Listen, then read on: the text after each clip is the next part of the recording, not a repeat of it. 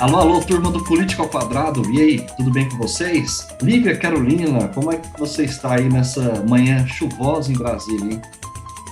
Oi, amigo, tudo bem? Tudo bom, gente? Ah, tamo aqui, Caião, tá tudo jóia. Tô aqui recuperando da Covid, né, gente?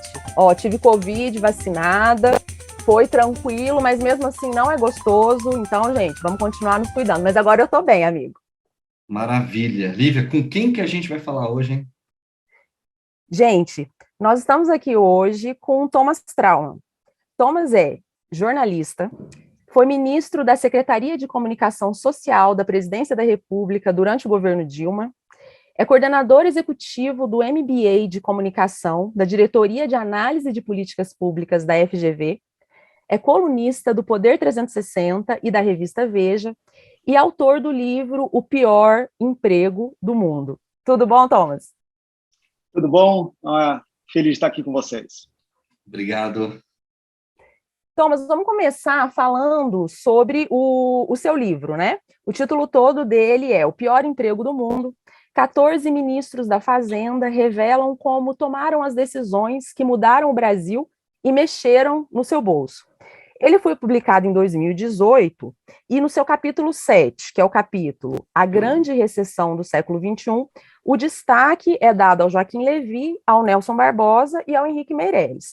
O atual ministro Paulo Guedes, que foi nomeado apenas em 2019, ele não é citado, certo? Se você tivesse escrito esse livro ao longo do governo Bolsonaro, você colocaria o ministro Paulo Guedes nesse capítulo 7, a grande recessão do século XXI, ou ele inauguraria um capítulo à parte, um capítulo especial?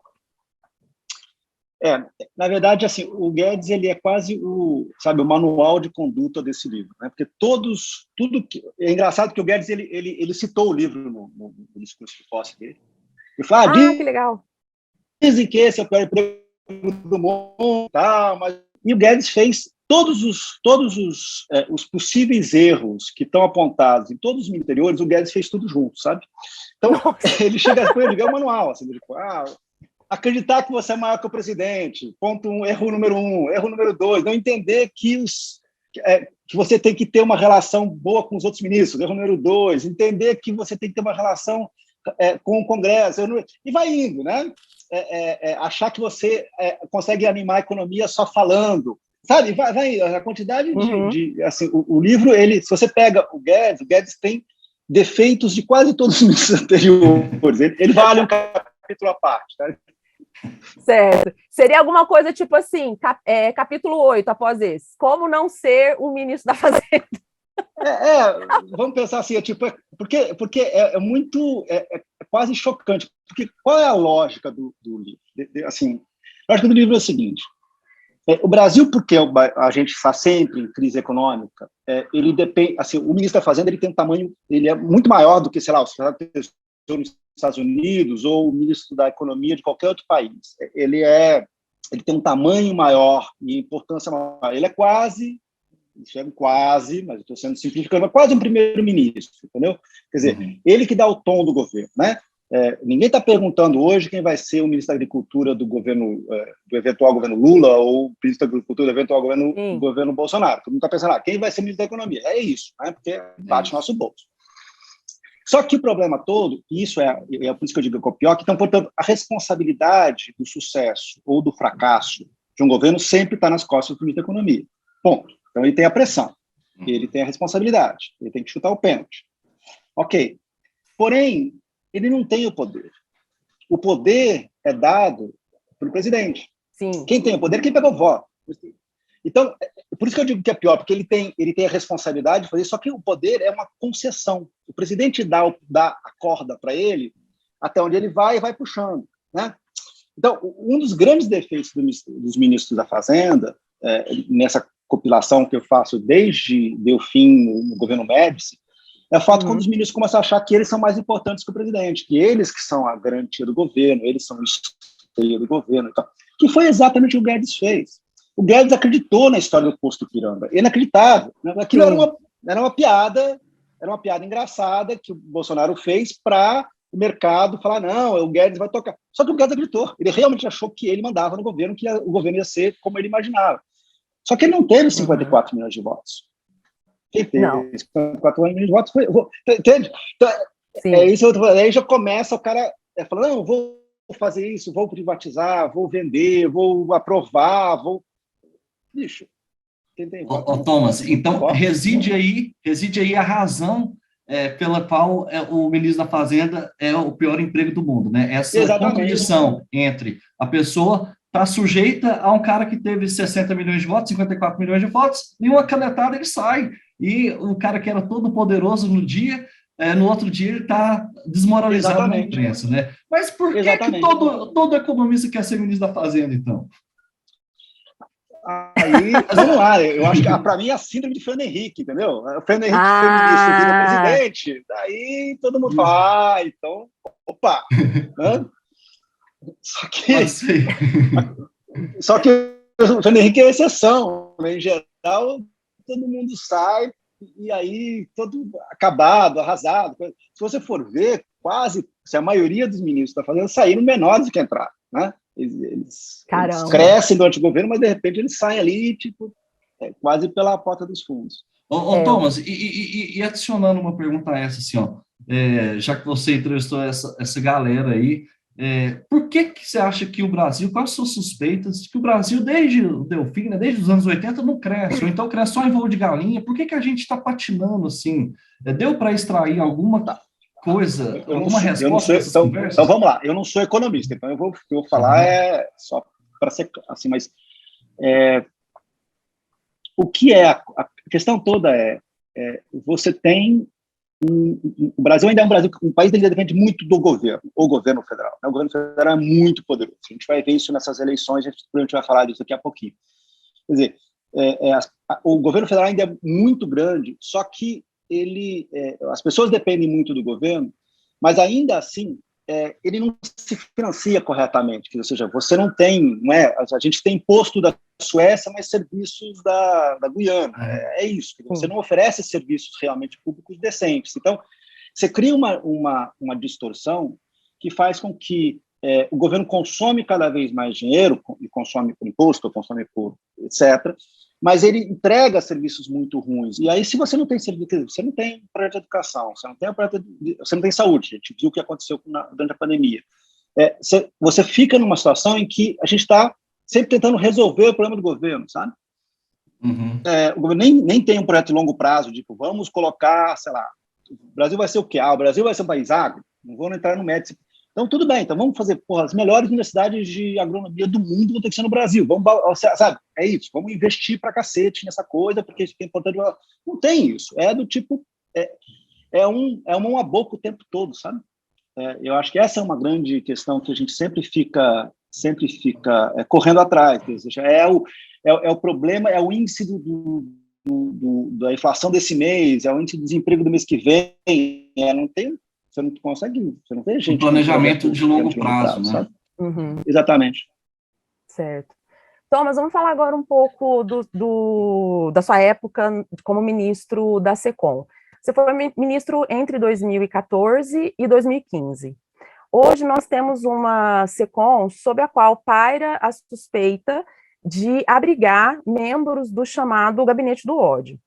Entre esse polo de você transformar a SECOM em um instrumento de comunicação, não só totalmente aparelhado, mas também protetor de ações paralelas à institucionalidade, e o polo de você conseguir estabelecer uma comunicação totalmente neutra, existe um vasto caminho do meio, que é o caminho da realidade. Eu queria te perguntar qual foi o seu maior desafio enquanto ministro da SECOM, e nesse vasto caminho do meio, onde você tentou se posicionar? Vamos lá. Só para deixar claro, eu entrei em março de 2014, quer dizer, já no quase início da campanha eleitoral. Então,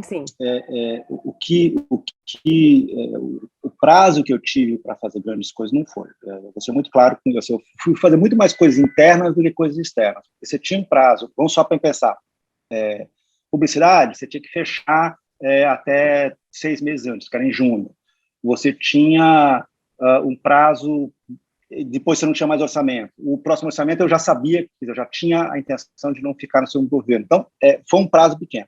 Acho que a minha principal coisa foi a Copa. A Copa estava, assim, todas as pesquisas nossas mostravam que havia uma enorme desconfiança sobre a Copa. Sim, existia uma confiança que o Brasil ia ganhar a Copa dentro de campo e ia ser uma catástrofe fora. E foi o contrário. E foi o contrário. Então, a coisa toda foi trabalhar isso, quer dizer, trabalhar a imagem de que assim, os aeroportos iam funcionar, porque iam funcionar, não tinha a ideia de que ia ter um desastre no aeroporto, não ia ter um desastre no aeroporto, mas você trabalhar aqui isso, você tentar trabalhar com a ideia de que existia condições para o Brasil, vamos lá, a palavra não passar vergonha, né? Vamos pensar nisso, em relação ao que ele estava produzindo para a Copa fora do campo. Eu acho que isso foi assim, isso foi a minha questão principal. E internamente, o que eu tentei fazer foi criar métodos de você ter, assim, por exemplo, assim, quase licitações de publicidade do governo. Todas as licitações tinham que ter o mesmo tipo de critério. Você tinha um ministério que fazia de um jeito, outro ministério fazia de outro. Você tem um critério único para contratação de empresas. Tem um critério único para você trabalhar. Tem um critério único para os sites, para que você tivesse uma identidade visual única de todo o governo. Você tem uma lógica... Você que começou isso, foi, Thomas? Você que começou isso? Muito interessante. Muito interessante. Você tem uma lógica, a lógica de você ter o que hoje tem a coisa do GovBR, né? Que todo mundo tem um cadastro, a gente começou isso também. A lógica de você pegar e fazer E uma coisa que, para mim, é muito interessante, que eu acho que, bem, acabou, a gente fez talvez a maior pesquisa que já foi feita sobre consumo de notícias. Porque, como que o brasileiro consome informação? A gente fez 2 grandes pesquisas, tanto em 2013, como 13 e 14, né? Anunciados, divulgados em 14, divulgados em 15. Que era assim, como que o brasileiro consome? Consome mais rádio? A ideia toda era, a partir de uma base disso, a gente criar uma lógica de publicidade que não fosse um chute. Falava assim, olha, se eu quero comunicar sobre, vamos lá, eu quero fazer uma propaganda sobre vacinação, e eu quero fazer isso na Paraíba, como que as pessoas na Paraíba, onde que elas escutam mais? Elas escutam mais rádio, TV, ou elas vão jogar? E eu fazer uma lógica a partir disso. Quer dizer, a lógica era ter uma base de dados científica, senão fica chute. Que é o que exato. Quer dizer, ou seja, a ideia toda de criar critério. Logicamente, quando eu falo assim, eu lembro que na época já era uma coisa que, para mim, era uma surpresa, que isso era 2014. E daí, naquele momento, já 2,5% das pessoas já dizia: minha principal fonte de informação é o WhatsApp. E aquilo. Nossa, naquela época, hein? Caramba. 2014. Só que ninguém continuou a porra do negócio. Então, assim, mas a ideia era dar alguns critérios objetivos, entendeu? Porque eu acho que a questão toda é você ter critérios objetivos. Se você tem critérios objetivos, você pode até variar um pouco nos critérios objetivos. Neste momento é melhor fazer assim ou fazer assado. Mas você tem que ter uma lógica, senão... Tem que ter uma motivação também para explicar para os cidadãos, né?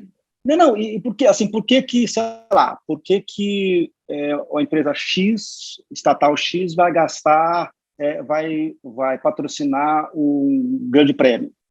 Tem que ter, assim, não pode ser porque eu gosto do grande, eu gosto de automobilismo. Tem que ter uma lógica qualquer, porque afinal de contas estamos falando de dinheiro público, né?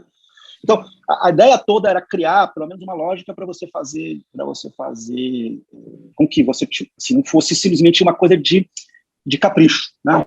Eu vou dar dinheiro mais para esse lado, dinheiro mais para aquele lado, porque eu prefiro. Thomas, e como é que foi o contexto da sua demissão? Por que um documento que você... Acho que foi um documento que eu não cheguei a ler, mas a imprensa soltou alguns trechos, que é um documento que fazia uma análise política bastante realista, falando que o governo tinha uma comunicação errática e que estava se criando um caos político ali, antevendo toda aquela crise que ia, enfim, estava iniciando já, né? Quer dizer, já estava avançada. Por que aquilo gerou tanta celeuma e quem que vazou isso? E por que você pediu demissão ao fim disso? Então, vamos lá. Então, por partes. Aquele documento foi um documento pedido para mim para avaliar o que estava acontecendo. A questão toda é, você teve uma campanha eleitoral onde a linha do governo era nenhum direito a menos, era, assim, as coisas vão continuar, etc, etc. Sim, e você teve coração logo valente, né? E logo depois você teve uma transição onde você estava fazendo enormes cortes. Você teve cortes no ProUni, você teve corte no Minha Casa Minha Vida, você teve aumento de tarifas, sem que você tivesse avisando as pessoas. Uhum. Não teve uma campanha, não teve nada, ou seja, as pessoas começaram aquilo, óbvio, havia um erro de comunicação ali, um claro erro de comunicação, e eu estava insistindo internamente que isso não ia dar certo. E isso foi um caldo de cultura, ou seja, aí várias coisas, não vou ser simplistas. A forma como a campanha terminou foi uma campanha muito difícil, uma campanha que terminou com o país rachado, o fato da oposição continuar trabalhando mesmo depois disso pelo impeachment, e depois teve a questão da vitória do Eduardo Cunha na Câmara, uma derrota, foi uma estratégia política errada do governo de tentar enfrentar o Eduardo. Aquilo já estava criando um caldo que você via que as coisas iam dar errado. O que eu fiz foi um documento falar, vai dar errado. Isso. Enfim. Por que gerou essa celeuma toda? Esse documento é a raiz do seu pedido de demissão? Vamos lá, eu não queria ficar. Então, ponto número 1. Eu podia, mas o fato é que o documento era um documento sincero demais, vamos pensar assim. Não, era um documento interno, era um documento interno. Era falar, olha, tá ruim, para recuperar tu vai ter que fazer isso, vai ter que fazer aquilo, vai ter que não sei o quê. Mas não era um documento, era um documento muito mais de debate interno, sim, de debate interno. Olha, eu acho isso aqui. Sim. Né? Então, um fato era, naquela circunstância, vamos pensar que já tinha o ministro da Educação, o Cid Gomes, já tinha caído, ou caiu logo depois, caiu antes, em função da briga dele com o Eduardo, que já estava um clima ruim com o Congresso, muito ruim com o Congresso. O governo já estava com problemas que a gente ia ver posteriormente, depois, durante o período.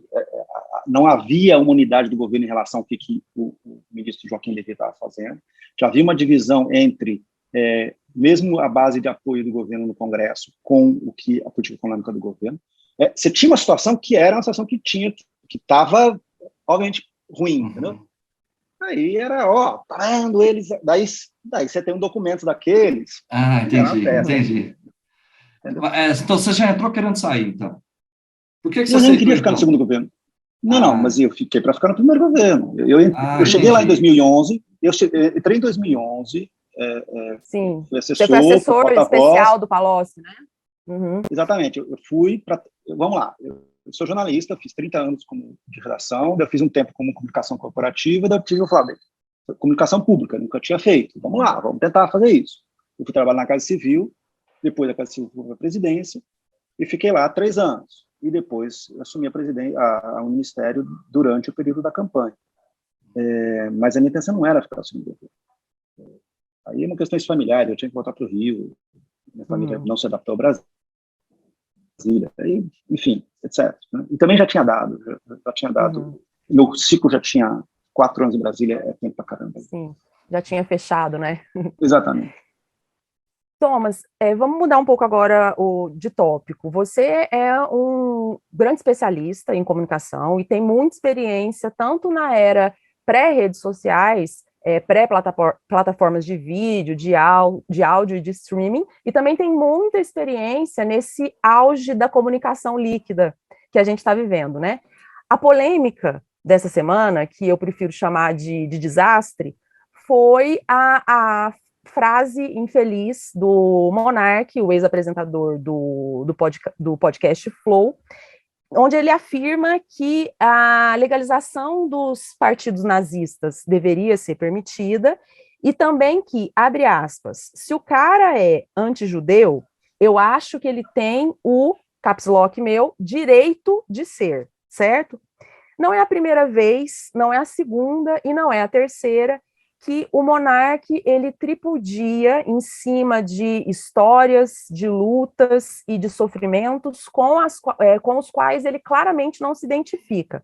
Um exemplo, no final do ano passado, ele disse, abre aspas, que o movimento negro dos Estados Unidos lutou pelo direito da Ku Klux Klan existir.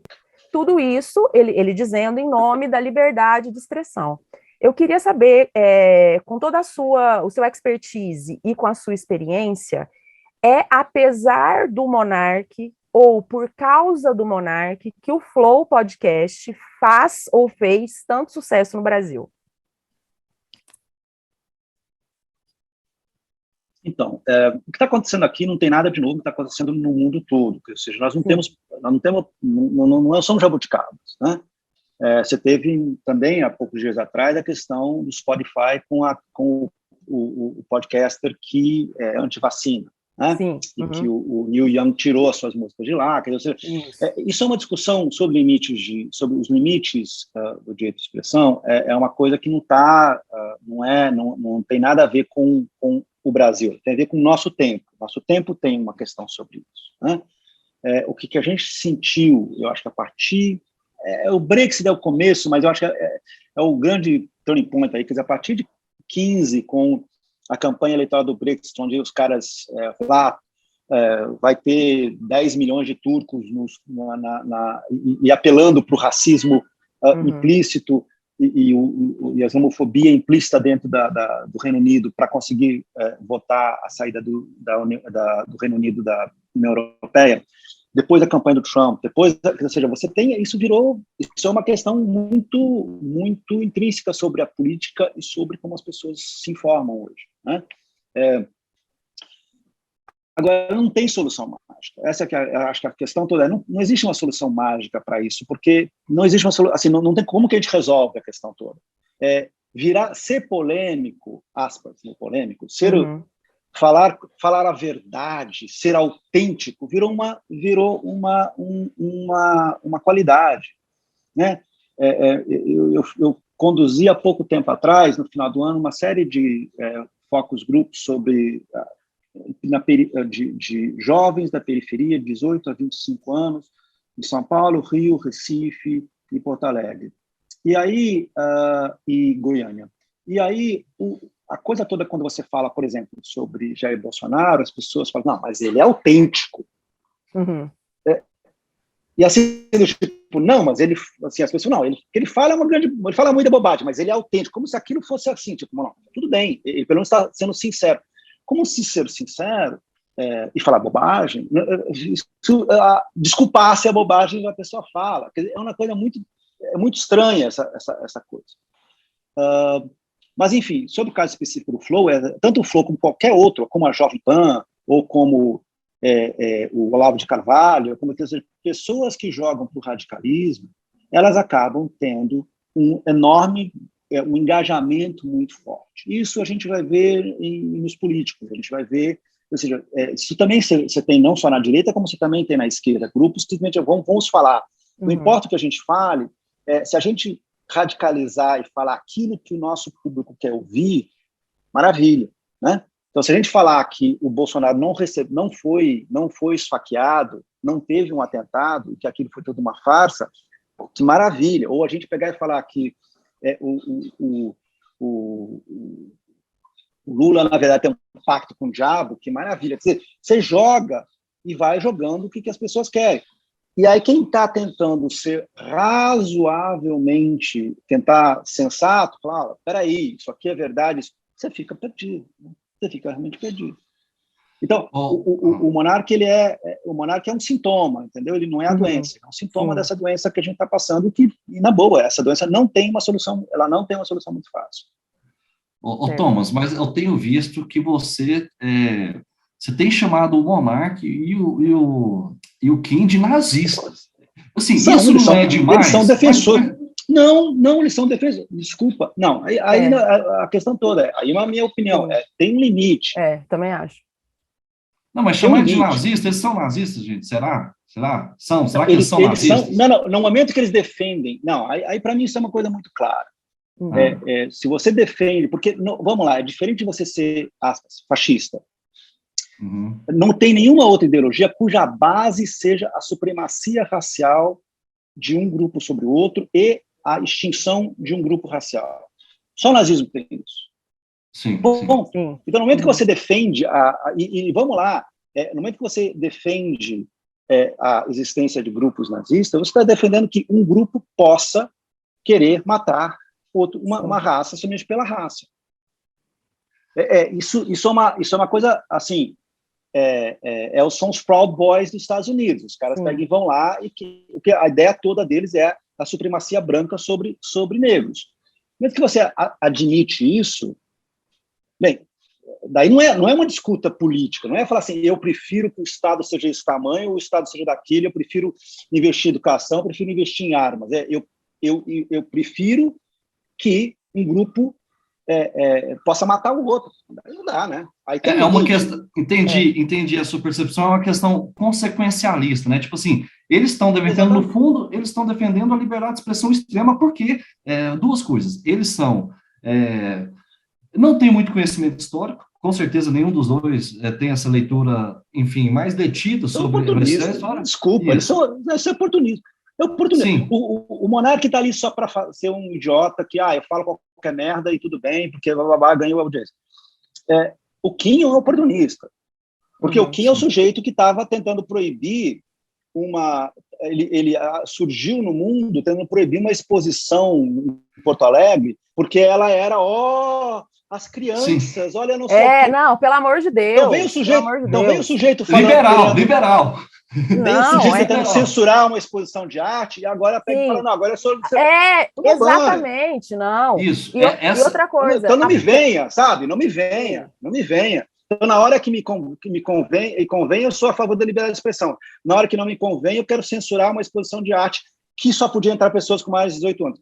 Eu acho, Thomas, que se a crítica ficar nessa contradição que é muito clara desse tipo de comportamento dele, eu acho que pode ser mais efetivo do que chamar ele de nazista. Porque chamar ele de nazista é falar, não, vocês estão querendo me cancelar, tal, não sei o quê, eu estou defendendo a liberdade de expressão. Não, mas assim, peraí, deixa eu fazer uma observação. Essas pessoas também que acusam, muitas vezes, a reação da, entre aspas, esquerda como mimimi, eles também não podem ficar de, entre aspas, mimimi, quando eles resolvem falar coisas já existe um estado de coisas e uma pactuação, tanto de valores quanto legislativa, que diz, olha, isso daqui você não pode falar. Então, se o cara, Caio, se ele pega e resolve falar isso, eu acho que tinha que legalizar o partido nazista. E toda essa pactuação de valores e legislativa e de estado de coisas vai para cima dele, ele não pode chorar, entendeu? É isso que eu ia... De mimimi, como eles dizem, também tem que aguentar, entendeu? Você tem que aguentar, você não pode ser moleque, entendeu? É isso que eu queria falar, que você bebeu.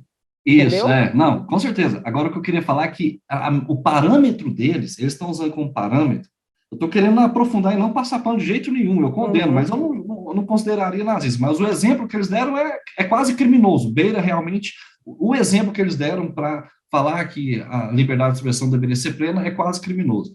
Agora, assim, o parâmetro que eles usam é a Constituição americana. Então, a nossa Constituição, ela já tem assim, uma série de... Sim, mas eles estão no Brasil, né? Pois Desculpa, então vai para lá, então. Isso. Então, é um processo eu diria duas coisas, analfabetismo histórico e colonialismo cultural, para eles terem como parâmetro o americano e quererem aplicar aqui, entendeu? Então, assim, mas eu acho que, para mim, é oportunismo mesmo, viu? É oportunismo, não é só isso, é literalmente oportunista. É do tipo, eu estou falando, assim, se eu estou no flow, eu vou falar o que o flow... da forma como o Flow fala. Então, eu estou falando para essa turma. Porque quando o Kim vai falar nos grupos de empresários, daí ele coloca a gravatinha e daí ele fala sobre liberalismo, entendeu? Então, por isso que eu estou dizendo, é o oportunismo, entendeu? A questão toda é ser oportunista. É essa que é a minha questão. Assim, o que ele fez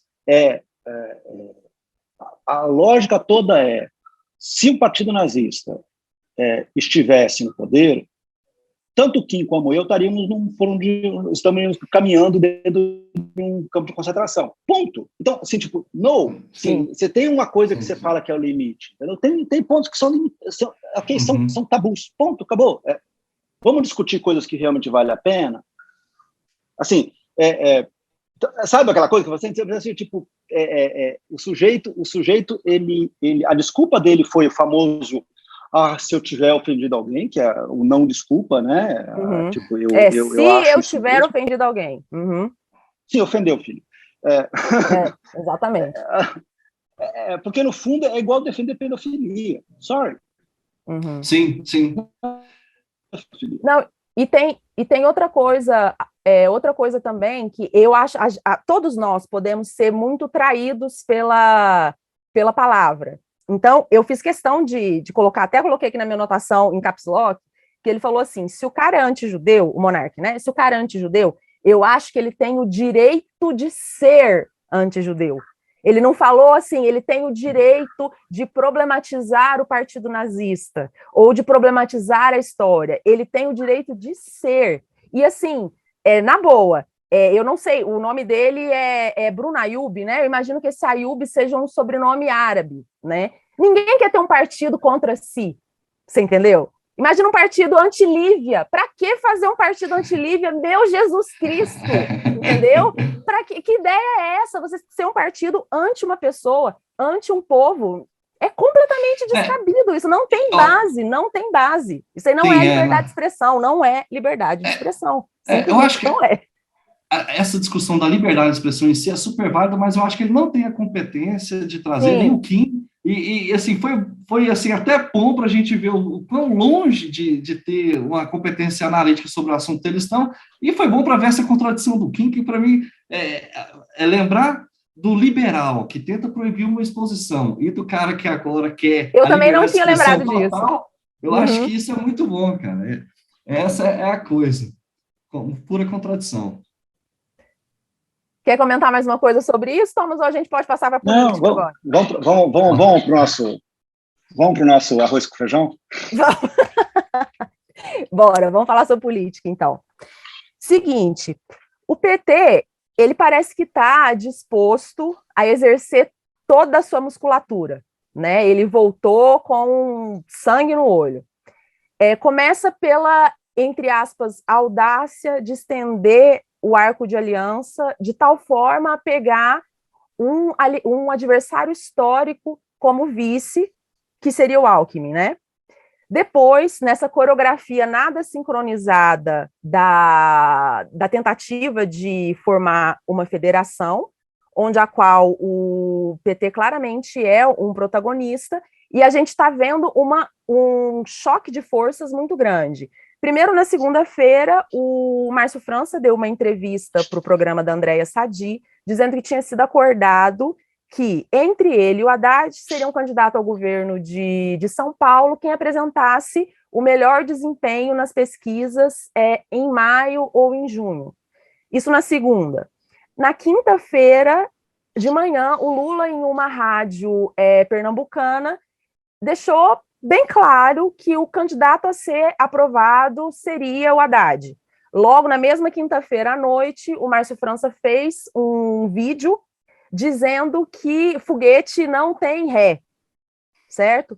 Quando chega no sábado, o Renato Casagrande, que é o governador do Espírito Santo, ele se encontra com o Moro, que é o arquirrival do Lula. E aí o PT parece ter voltado com artilharia pesada. Segundo a apuração da Andréa Sadi, o Haddad está contando com o Alckmin para ser avalizado no interior de São Paulo, e segundo apurações do Gerson Camarote, o PT teria ameaçado retomar as candidaturas do Humberto Costa, em Pernambuco, e do Contarato, no Espírito Santo. A minha pergunta para você, Thomas, é a seguinte: o PT não está utilizando demais do hard power dele? Será que essa força toda não pode se virar contra ele próprio? Vamos lá. Muita coisa aí. Um resumo da semana. Resumo da semana. Vamos lá. Tudo isso, o que a gente está assistindo aí nessa relação, eu vou da árvore para a floresta, tá? Vamos falar primeiro do Estado de São Paulo. A articulação da atração do Alckmin do grupo Lula foi feita por basicamente 3 pessoas. Foi feita pelo Haddad, pelo Márcio França, meu Deus, e o Chalita. Isso, Chalita, tá. Foram os três que fizeram, que começaram a sondar a história, e a princípio por quê? Porque o Alckmin era líder nas pesquisas, mas não tinha estrutura partidária, era uma candidatura que poderia liderar, mas ninguém sabia exatamente quanto tempo ia durar. A retirada dele muda completamente o quadro em São Paulo. Então, tanto Márcio França quanto Fernando Haddad tentaram atrair o Alckmin para aliança com o Lula, basicamente pensando em si mesmo, os dois pensando nas suas próprias candidaturas a governador. Sem o Alckmin na disputa, segundo as pesquisas, os dois estão ali. Tem chance. Em primeiro e segundo, embora a gente saiba que vai ter um candidato, que o candidato governador João Dória, Rodrigo Garcia, vai crescer, a gente sabe que o Tarcísio, candidato do Bolsonaro, vai crescer, porque é natural, né? Mas, enfim, você teria aí uma chance real, pela primeira vez, do PT ganhar em São Paulo. Então, essa é a questão. Então, ponto 1. E o Estado de São Paulo, o governador de São Paulo, é um cargo, vamos lá, é o segundo cargo mais importante dessas eleições, né? Depois eu vou falar de uma outra coisa que a gente vai falar sobre qual é o cargo mais importante das eleições, que não é presidente da República. Mas a coisa toda então, a briga ali, tudo isso aqui faz parte do jogo, sabe? Não tem nada demais, né?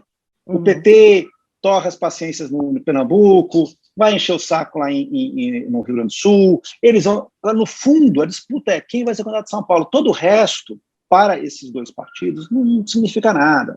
A disputa real é quem vai ser, eles, tanto um como o outro, sabe que se for apenas um deles, terá a chance real de ganhar, disputando provavelmente com alguém da direita, seja ele o Rodrigo Garcia, seja ele o Tarcísio de Freitas. Então, é isso que eles estão disputando. E essa disputa vai durar até julho, ou até junho. Ponto.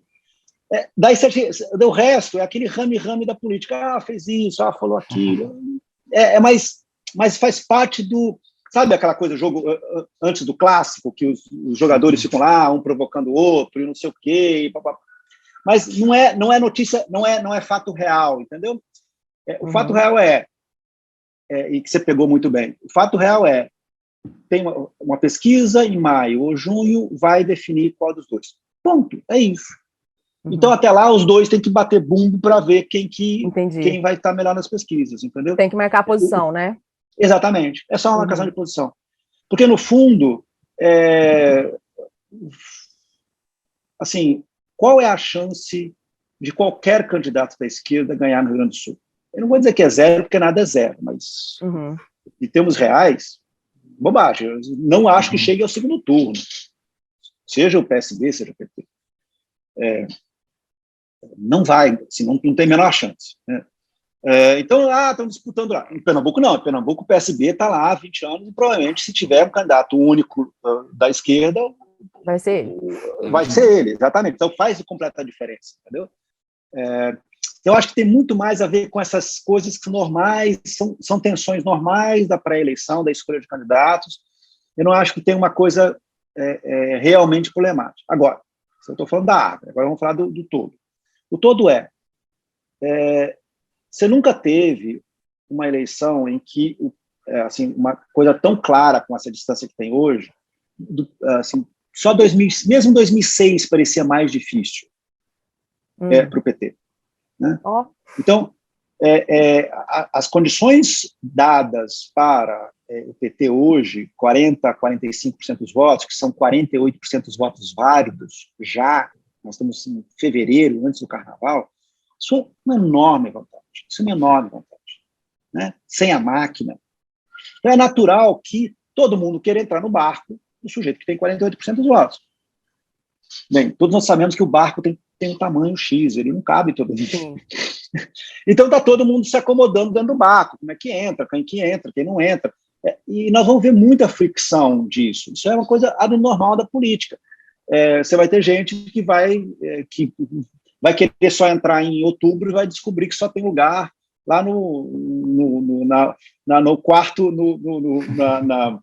não vai ter mais cabine, só vai ter os lugares ali lá embaixo, descascando batata. Terceira classe. Sim. Exatamente, na quarta classe, terceira classe. Então, é natural, isso faz parte, isso para mim é a coisa mais, assim, é como a política funciona, entendeu? E você vai ter um bando de estresse, mas são estresses que são normais. O que eu acho importante entender sobre toda essa tática? É o temor e a importância que o PT está dando para ter uma maioria na Câmara. Sim. O trauma do impeachment é tão forte que a coisa mais importante para o PT hoje é criar uma lógica de que ele tenha uma base que impeça qualquer possibilidade de impeachment. Né? Quer dizer, o impeachment ainda e eu acho corretamente, um trauma tão forte dentro do PT que a lógica toda é criar uma base política que lhe garanta, no mínimo, os 200 deputados que impeçam qualquer possibilidade de impeachment. E a partir daí você começa a negociar. Eu acho que esse é o coração dessa história, sabe? Muito petista está indignado com essa escolha do Alckmin, né? Porque o Lula já está com 40 e tantos, como você disse, né? Está confortável. Então, assim, eles estão falando, vai entregar a vice-presidência para alguém que foi adversário histórico, vai, assim, abrandar muito o nosso programa, que poderia ser mais mudancista, etc. Então, assim, eles estão criticando muito essa escolha. Eu queria que você avaliasse como você analisa essa estratégia do Lula de trazer o Alckmin, tendo em vista também a eleição do Alckmin em 2018, que foi ínfima. Então, assim, ele, base eleitoral, assim, digamos, ele não tem a base simbólica. Eu queria que você analisasse essa escolha e perguntar também se esses petistas não conhecem o Lula realmente. Recentemente, você escreveu um artigo que falou que o Lula faz aliança desde 77, ele está conversando lá com os generais da ditadura, etc. Então, queria que você avaliasse isso, por favor. Assim, de novo, eu acho que faz parte da fricção, né? A esquerda do PT sabe que perdeu essa. Acabou, esquece, Alckmin já é o candidato a vice. Agora, eles têm que fazer o barulho, porque, para a sua própria militância, e dois, para que o programa de governo não vá para direita demais. Sim. Para que na divisão eles tenham lá uma compensação que fala, ok, tá bom, eu tive que entregar isso aqui para, aspas, a direita, mas aqui eu vou entregar para a esquerda. Quer dizer, de novo, faz parte para mim é tudo. Ele vai entregar a economia para um banqueiro e vai dar uns ministérios de metade de mulheres ou negros. Talvez ele resolva assim, né? Mas eu acho que não, talvez não, é isso que eu estou falando. Mas daí vou dar um exemplo muito simples, mas algo que está sendo discutido hoje internamente pelo grupo economista do PT, reforma administrativa. Tem um grupo que acha que tem que ter uma reforma administrativa, basicamente, para os próximos servidores, e você tem que... E a principal questão é os salários iniciais dos próximos servidores vão ser menores, porque os salários, isso é um fato, a diferença salarial, vamos pensar um delegado da Polícia Federal, ele começa com 18.500, o salário máximo dele é 27, ele tem muito pouco... Em 30 anos de carreira, ele tem um ganho muito pequeno. Começa mais baixo, e aí você consegue contratar mais delegados. Logicamente, isso vai criar um problema desgraçado, que vai ser o delegado de primeira e segunda categoria, mas eu só estou dando esse exemplo para dizer assim, isso é uma discussão que está interna. Daí a esquerda fala, não, a gente foi uma enorme conquista conseguir um piso razoável para algumas categorias, não vamos perder isso. De repente, você entrega essa questão e fala, tá bom, não vamos fazer reforma administrativa. Então, que seria uma vitória da esquerda do PT, que hoje é a tendência. Eu estou dando um exemplo para tornar isso mais objetivo para os nossos ouvintes. Assim, quer dizer, a discussão não é simplesmente, ganha um cargo aqui, ganha um cargo ali. Você pega e tem uma questão de fundo que você fala, não vou mexer nisso. Né? Não vou mexer numa, sei lá, tudo bem, ninguém está dentro do PT defendendo a privatização dos Correios, mas enfim, você pega e fala, não vai ter privatização dos Correios. Ponto. Né? Você vai... não é, eu acho que é a coisa mais profunda do que simplesmente dar alguns ministérios simbólicos, e eu acho que vai entrar na questão de condução do governo, entendeu? Não, e o Alckmin, a escolha do Alckmin, como é que você vê essa estratégia? O Alckmin, vamos lá, o Alckmin, dizer que o Alckmin não tem votos é tolice. O Alckmin tem uma importância de votos dentro do interior de São Paulo, isso é um fato. Não é por acaso que ele estava liderando as pesquisas. Mas tem uma questão importante, que é o gesto. O fato é, se você consegue um sujeito tão cuidadoso, reconhecidamente cauteloso, como o Alckmin, isso te abre portas para um governo, para assim, um eventual segundo turno, ou mesmo durante o governo, o Lula pegar e trazer esses velhos do PSDB, essa turma mais antiga, que é com quem ele, né, seja Tasso Gereissati, seja Serra, e trazer para trabalhar no próprio governo, mas também para amaciar a questão dele com o empresariado. Porque o fato é, o PT sabe que ele pode até ganhar a eleição. Eu escrevi isso, assim, é mais fácil o Lula ganhar a eleição do que governar. Ganhar a eleição, eu acho que assim, tá muito fácil ganhar a eleição, em função do governo Bolsonaro. Agora, conseguir fazer uma maioria dentro do Congresso e colocar um programa de governo para funcionar, já é outra história. Isso vai ser muito mais complicado. Porque você vai ter uma rearticulação da oposição. Por enquanto, as pessoas olham para... Assim, é natural. Quem é o presidente? É o Jair Bolsonaro. Então, você é contra ou a favor de Jair Bolsonaro e você vai votar em função de Jair Bolsonaro. Se o Lula ganha a eleição, no dia 2 de janeiro, o presidente é Lula, você vai ser contra ou a favor do Lula. E aí, muita gente que votou nele só porque era contra o Bolsonaro, fala, deixa eu ver o que vai acontecer. As forças, então, as forças vão se rearranjar. O PT não tem os 48% de votos válidos. Isso que é a questão toda. Esses 48% de votos válidos que hoje estão com o Lula não são do Lula, são contra o Bolsonaro. Eles são contra o Bolsonaro. Sim. Thomas, vamos pegar ainda nessa aliança Lula-Alckmin. Você escreveu um texto no final do ano passado, acho que 17 de dezembro do ano passado, e aí você fazia a sua análise dessa chapa, né? E aí você finalizou o texto com a seguinte sentença, abre aspas, nenhum presidente governa sozinho e todo governo começa na escolha do vice, fecha aspas. Eu achei essa ideia muito interessante e eu queria duas coisas. A primeira é que você explicasse resumidamente para os nossos ouvintes por que o governo começa com a escolha do vice. E, em segundo lugar, quem você acha qual é o perfil de vice que os candidatos Bolsonaro, Ciro e Moro deveriam desejar para si mesmos, na sua opinião, óbvio, para começar o governo deles também, já que supostamente, pela sua ideia, o Lula já começou quando ele escolheu o Alckmin. Porque começa porque o vice você não pode demitir. Ponto. Né? Ele é demissível. Você não demite, não é o ministro da Fazenda que você pode demitir. Você não pode demitir. Ele pode pegar o seu lugar, mas você não consegue demitir ele. Você não pode demitir ele. E aí eu vou voltar a uma história bem antiga, mas vamos lá.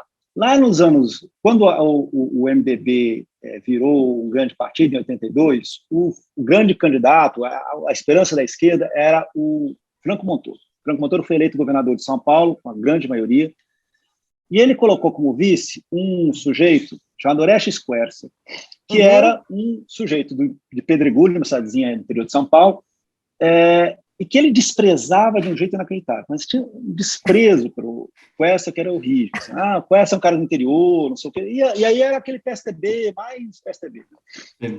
PMDB. Daí ele deu uma salinha para o Quercia e deixou o Quercia lá na salinha. E, não tinha nada, não tinha função, não tinha... Aí o Quercia pegou um ajudante óbvio, secretário, e falou assim, daí todo mundo queria falar com o governador. E o Montoro era um sujeito que falava muito, então as conversas do Morato. Então ficava uma fila gigante de prefeitos, deputados estaduais e tal, ali esperando. Daí o Quercia falou assim: vem tomar um cafezinho aqui. E chamava os caras para ir tomar café. Porque ia demorar. Aí daí tinha um acordo com a secretária avisava quando. Ele recebia todo mundo. As pessoas iam lá, não falavam com o governador, mas falavam com o vice, né?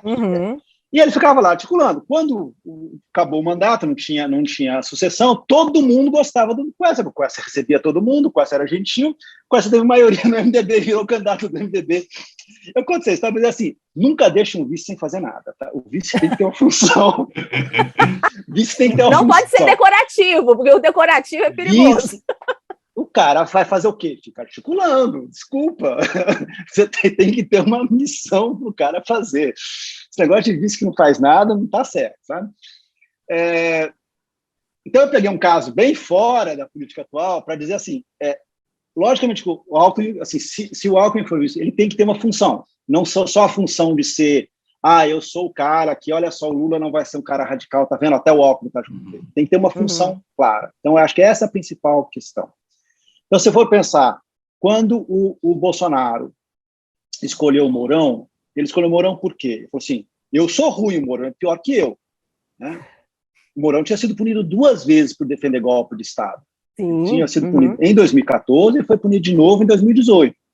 Sim. Porque ele defendia a intervenção do Exército. Então, o Mourão era, então, ela fala assim, era um seguro contra o impeachment que ele fez, né? Ao tentar fazer isso de novo, chamar o Braga Neto, que o Bolsonaro tenta fazer é isso, eu sou ruim, Braga Neto é pior. O Braga Neto realmente tem controle do Exército, vai ser assim, eu sou esse, né? Fica comigo do que isso. Essa é a mensagem que ele está passando. Quando o Centrão tenta impor ao Bolsonaro um político, ele está falando, tu te comporta. Porque senão a gente vai colocar, seja a Tereza Cristina, seja o Fábio Faria, seja quem for, mas assim, tipo, alguém que, assim, se você não, assim, a gente se reúne e a gente derruba. Se você começar cria uma relação de ameaça. Eu acho que isso é uma coisa relevante para entender na escolha do vice do Bolsonaro. Eu posso estar enganado, mas se o Bolsonaro escolher um general para vice, para mim é a indicação que o Centrão não acredita mais na campanha do Bolsonaro. Olha só. Porque o Centrão só interessa ter o Bolsonaro se ele tiver algum controle sobre o Bolsonaro. E o controle sobre o Bolsonaro vai ser ter um vice que o Bolsonaro possa ter impeachment que possa assumir amanhã. Pode ser a Tereza Cristina, pode ser o Fábio Faria, pode ser quem quer que seja, mas eu só estou dizendo assim, um nome que fica ali como uma sombra ameaçadora caso o Bolsonaro continue nas suas forçando a mão. Eu acho que a escolha do vice do Bolsonaro é uma escolha muito interessante. Eu acho que ela vai dizer muito sobre que tipo de campanha que a gente vai ter e que tipo de eventual segundo governo do Bolsonaro a gente vai ter. O Ciro já tentou todos os tipos de vice. Assim, ele teve o Roberto Freire como vice em 98, ele teve o Paulinho da Força como vice em 2002, e ele teve a Cátia Abreu como vice. Então, assim, ele já tentou meio que de todas as formas, né? Vice interno, o partido estava isolado em 98, tentou um vice que fosse, que tentasse ganhar uma estrutura sindical de uma hora, daí tentou um vice que fosse mais à direita em 90. Então, no fundo, eu acho que a ideia toda é você ser complementar, né? Quer dizer, ele tem que conseguir alguém que seja um tom abaixo dele. Como o Ciro é muito, não vou dizer a palavra, não é agressivo, eu acho que ele é muito assertivo, no sentido de impetuoso, né? Impetuoso, etc. Talvez ele pudesse ajudar ele a ter um vice um pouco mais, um tom mais abaixo ali para isso podia talvez ajudá-lo, dar uma moderada na opinião que as pessoas têm sobre ele. E o Moro, eu acho que a questão toda do Moro é, de novo, o Moro assim, está no lugar, está no momento errado, né? Em 2018, o Moro teria sido eleito presidente do Brasil, e eu tenho certeza no primeiro turno, tá? Meu Deus do céu. Eu tenho absoluta certeza disso. Qualquer um que o Lavareda falou isso numa entrevista quinta-feira, ele falou ele seria eleito no primeiro turno, perdeu o bonde. Não, eu tenho certeza absoluta disso. Na verdade, eu converso muito com o Lavareda, assim, eu tenho absoluta certeza disso. 2018, assim, o Joaquim Barbosa teria chance, Luciano Huck teria chance, qualquer pessoa fora da política teria chance. Agora, ele está num momento em que aquele não há mais aquele espírito do tempo de quero mandar tudo para os ares e quero não sei o quê. Então, o que eu acho que a principal coisa que o Moro precisa é alguém que tenha experiência administrativa, que tenha feito, que não sei o que dizer, complemente ele, sabe? Na lógica de alguém que fez coisas, porque isso é uma coisa muito interessante. Se a gente for olhar a diferença de 2018 para a eleição 2020, 2018 era isso, eu quero votar, eu quero exploda tudo, eu quero tudo de novo, o Brasil tem que resetar, aquela lógica maluca que votar em youtuber ia resolver os problemas do Brasil. Nova política, aquela bobagem toda. Uhum. Sim. Em 2020, já com a pandemia, as pessoas falam assim, cara, eu quero alguém que o posto de saúde funcione. Eles viram que não adianta. Tanto que você viu que youtuber nenhum ganhou a eleição. Uhum. A Joyce teve 2% dos votos, a prefeita do Rio, a prefeita de São Paulo, né? Assim, do tipo, cara, as pessoas querem gente que entregue. E por isso que a eleição de 2020 foi uma eleição de prefeitos, reeleição de prefeitos ou eleição de ex-prefeitos. A experiência contou muito. É possível que a eleição de 2022 seja muito parecida. Então, a ideia de ser eu sou do novo, eu não sei o quê, o cara pode até, não estou dizendo que não vai conseguir uns votinhos ali, mas é minoritário, não muda a eleição. Tá? Certo. Caio, vamos chamar o Thomas para o nosso desafio? Momento Jânio Quadros. Thomas, seguinte, esse é o Momento Jânio Quadros, que é o quadro fixo do nosso programa. Como você bem sabe, o nosso ex-presidente Jânio Quadros, ele tinha o bucólico hábito de se comunicar oficialmente por meio de bilhetinhos escritos à mão, certo? Qual é a proposta? Eu quero que você imagine que você, Thomas Traumann, acabou de ser eleito presidente do Brasil, hoje, fevereiro de 2022, e que você escolha alguém para mandar uma mensagem. Essa mensagem pode ser uma ordem, pode ser uma bronca, pode ser um agradecimento, pode ser uma oferta de cargo no seu governo, pode ser um pedido de socorro, pode ser qualquer coisa. E, claro, você tem que dividir com a gente tanto o conteúdo quanto o destinatário desse bilhetinho.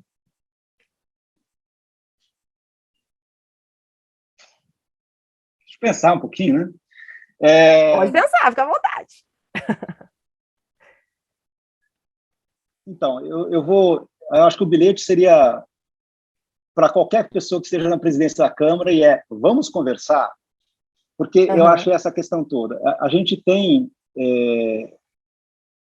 assim, nunca você teve um presidente da Câmara tão poderoso quanto Arthur Lira.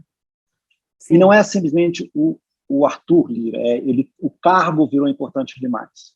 Por uma série de coisas que, mas assim, enfim, pelo poder de abrir o impeachment, pelo fato das emendas de relator, para as emendas impositivas. Quer dizer, a presidência da Câmara, hoje ela tem muito mais poder que ela jamais teve.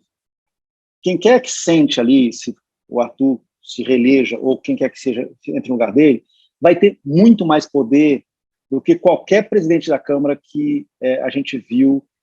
Eu digo desde o Ulisses, porque o Ulisses era ao mesmo tempo presidente da Câmara, presidente do PMDB e presidente da Assembleia Constituinte, mas é nesse nível. Quer dizer, você não negocia, você não consegue governar o Brasil com a oposição do presidente da Câmara. É impossível. Sim, é impossível. Então, nós não vivemos um semipresidencialismo, não vivemos um parlamento, coisa nenhuma. Mas se um presidente não fechar, não tiver um acordo razoável de cooperação com o presidente da Câmara, ele não consegue fazer nada. A gente viu isso em 2015, e a gente não, assim, e o fato é, hoje, quem toca a agenda do Congresso não é o governo federal. Quem está tocando é o Ciro Nogueira, que é um preposto do presidente da Câmara. Quer dizer, na verdade, assim, assim, você tem hoje, quer dizer, o que está sendo votado, não é, o Guedes não apita, o Guedes não sabe qual é a proposta do PEC dos combustíveis.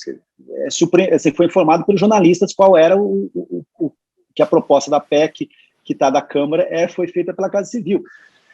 É nesse nível. Então, assim, a presidente da Câmara ela é quase co-presidente, entendeu? Então, eu acho que a principal questão é, assim, tem que conversar com o presidente da Câmara.